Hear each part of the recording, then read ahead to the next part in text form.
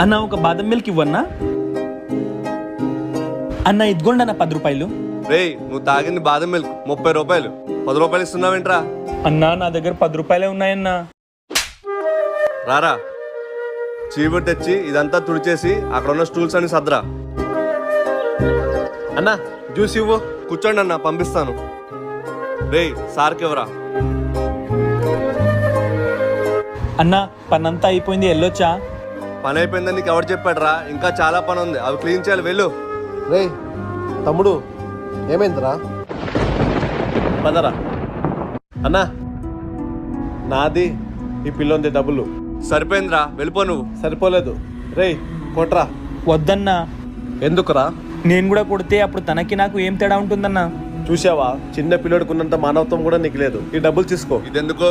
ఇంకోసారి ఎవరైనా పిల్లలు వస్తే ఏమని ఇచ్చి పంపు, ఇలా పనిలో పెట్టుకోకు.